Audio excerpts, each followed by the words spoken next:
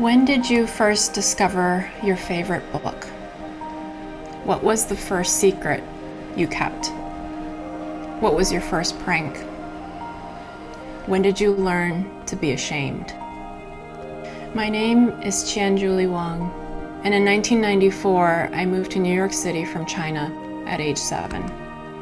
For years thereafter, I lived in undocumented status and poverty with my parents. I realized that sentence rolled out of my mouth fairly naturally just now, but I kept that fact a secret for over 20 years. Immediately upon stepping foot in this country, I learned to be ashamed of my race and how quote-unquote illegal I was.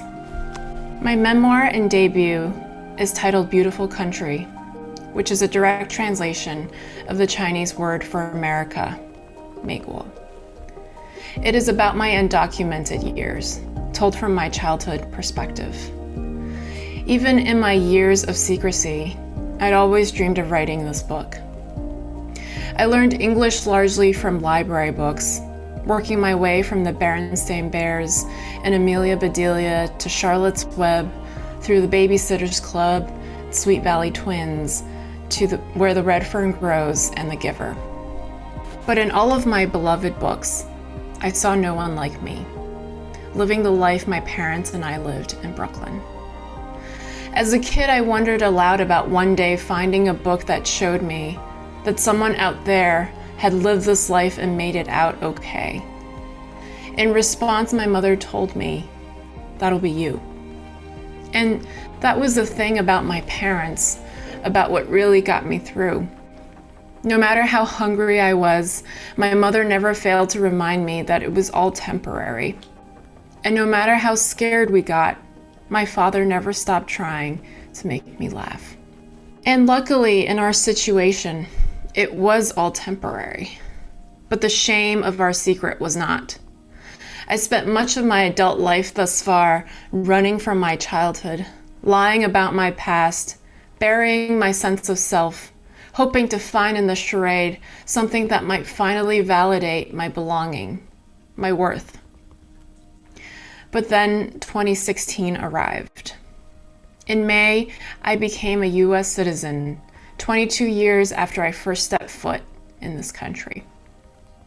And in November, the election woke me up.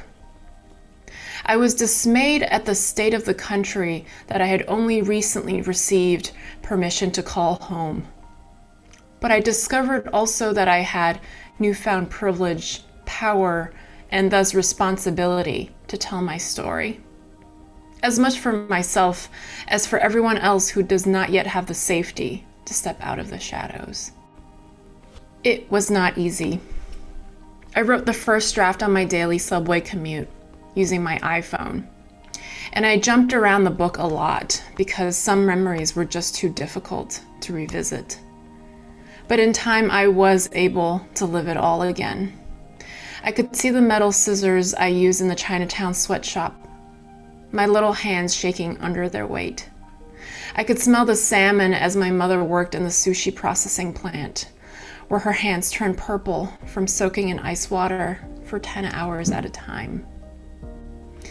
And I could see the Christmas lights of Fifth Avenue for the first time all over again, falling in lust once more with New York City and the promise of the American dream. In writing this book, I tasted my long-buried hunger and fear anew, but also saw the light my parents and I clutched, the jokes, songs, and hopes that kept us buoyant in the sea of undocumented life. People often ask me what message I hope readers will take away from Beautiful Country. But I think of my memoir not as a message, but a journey. Not a letter, but a train ride. Beautiful Country is an exploration of what it means to make a home. And perhaps even more than an immigrant narrative, it is a return to that wondrous and terrifying world of childhood, back to that time when we were all still tender and open. It is a voyage into the love, pain, and secrets of family, a flight through the confusion, resilience, and delight of coming of age.